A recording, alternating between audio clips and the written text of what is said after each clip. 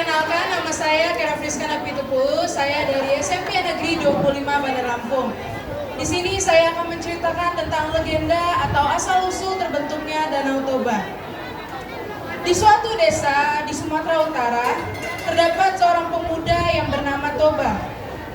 Dia sangat hobi untuk pergi memancing. Lalu suatu hari ia memutuskan untuk pergi memancing yang ikannya nanti akan dijadikan lauk makan siang. Lalu dia pun pergi memancing. Setelah sekian lama menunggu, hari semakin terik, tapi dia tak kunjung mendapatkan ikan. Hingga akhirnya kalian terasa berat. Lalu dia pun menarik ikannya, dan ternyata ada ikan di dalamnya. Ternyata adalah ikan emas.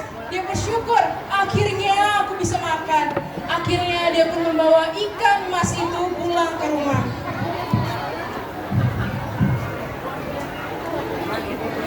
Sesampainya di rumah, dia berniat untuk segera memasak ikan itu. Tapi kemudian dia menyadari bahwa kayu bakarnya habis. Ya, kayu bakarnya habis. Ikan, kamu tunggu sini dulu ya. Aku mau cari kayu bakar. Lalu setelah itu, aku akan makan kamu. Lalu kemudian dia pun pergi mencari kayu bakar. Setelah mendapatkan kayu bakar, dia pun pulang ke rumah. Setelah pulang ke rumah, dia baru menyadari bahwa ternyata ikannya tidak ada dalam ember tempat dia menaruhnya tadi. Loh, ikannya pergi kemana? Lalu dia pun mencari lebih dalam ke bagian dapurnya. Lalu saat di dapur, dia bertemu dengan seorang wanita cantik. Dia pun terkejut. Siapa kamu? Kenapa kamu di dapurku? Lalu kemudian perempuan itu berkata, Hai Toba, aku adalah wanita yang dikutuk menjadi ikan. Ya, aku adalah ikan yang kau tangkap tadi. Dan aku berterima kasih ya karena kamu tidak jadi memasakku. Oh iya, kamu pasti sudah sangat lapar kan? Aku kebetulan sudah masak makanan untuk kita. Mari kita makan bersama. Akhirnya mereka pun makan bersama. Dan setelah beberapa hari mereka tinggal bersama, Toba memutuskan untuk menikahi perempuan itu. Hai wanita cantik, maukah kau menikah denganku? Lalu perempuan itu berkata, Iya, aku mau Toba, tapi kau harus berjanji bahwa kau tidak akan mengatakan asal-usulku pada siapapun. Dan tanpa berpikir panjang, Toba pun langsung mengiyakan permintaan perempuan itu. Itu mah bukan masalah sulit.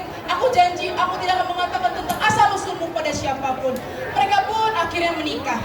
Setelah tahun-tahun berjalan, mereka pun memiliki anak yang bernama Samosir. Samosir tumbuh menjadi seorang anak yang rakus dan juga nakal. Dia tidak pernah mau mengantarkan makan siang untuk ayahnya. Tapi suatu hari, si perempuan tadi memutuskan untuk mendidik Samosir dengan tegas. Akhirnya dia menyuruh Samosir untuk mengantarkan makanan pada ayahnya. Samosir, antarkanlah makanan ini pada ayahmu, nak. Lalu Samosir pun datang dengan raut wajah marah. Apa sih ibu? Kak, aku disuruh nganterin makanan untuk ayah, kan aku mau pergi main. Dan seperti biasa, selalu aja ada alasan Samosir untuk mengantarkan makanan pada ayahnya. Tapi kali itu si perempuan memutuskan untuk bertindak tegas supaya anaknya tidak nakal lagi. Samosir, ayo antarkan makanan ini pada ayahmu. Siapa tahu ayahmu jadi senang dan kamu akan diberi makanan lebih. Lah, Samosir mendengar kata makanan ini, yang dimana Samosir adalah anak yang rakus. Akhirnya dia memutuskan untuk, baiklah ibu, aku akan mengantarkan makanan pada ayah. Lalu dia pun pergi mengantarkan makanan pada ayahnya. Tapi perjalanan yang jauh dan suhu yang sangat terik, dia pun akhirnya merasa lelah dan memutuskan untuk memakan bekal ayahnya.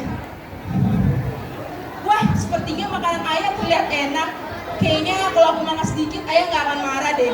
Akhirnya dia pun menghabiskan makanan ayahnya tanpa ia sadari. Enak sekali makanan ibu. Lalu kemudian dia menyadari, loh, waduh, makanan ayah sudah habis. Gimana ya? Kira-kira nanti ayah marah nggak ya?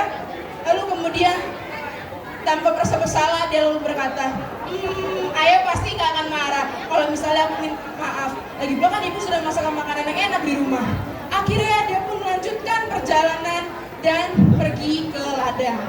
Sesampainya di ladang, Toba yang telah menunggu lama sangat senang tenang. Lalu berkata, wah Samosir, kau datang yang di waktu yang tepat. Ayah sudah sangat lapar nak.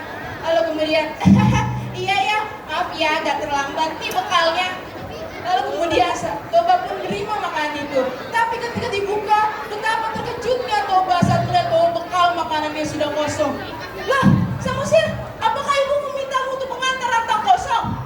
Apakah kamu makan semua makanannya? Dasar kamu lagi ikan. Lalu kemudian Samosir pun menangis karena mendengar perkataan ayahnya.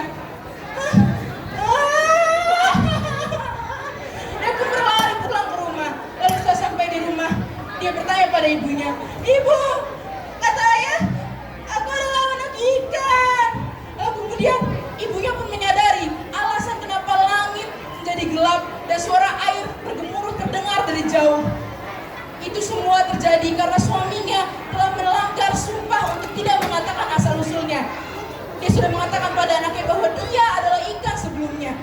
Lalu kemudian dengan insting seorang ibu, dia ingin anaknya selamat. Dia pun berkata kepada Samosir, Samosir, kau pergilah ke bukit yang paling tinggi nak, supaya kau bisa selamat. Karena sebentar lagi air akan datang. Lalu dengan situasi di mana Samosir sangat takut, dia pun pergi ke bukit. Lalu kemudian hujan pun turun selama berhari-hari dan terjadilah banjir bandang. Lalu kemudian Toba tenggelam bersama dengan air yang datang. Lalu si perempuan itu berubah kembali menjadi ikan. Tamat. Dari cerita ini kita bisa mengambil kesimpulan dan amanat bahwa jangan pernah mengucapkan janji atau sumpah apabila kita tidak dapat memenuhi janji atau sumpah itu. Dan juga kita sebagai anak, kita harus menjadi anak yang patuh kepada orang tua supaya orang tua tidak mengatakan hal yang menyakiti hati kita. Karena terkadang saat marah orang tua bisa mengatakan hal-hal yang sebenarnya mereka tidak ingin katakan. Sekian dari saya. Itulah cerita Danau Toba. Kira cerita ini bisa menjadi suatu inspirasi dan motivasi bagi kita. Terima kasih. Yes!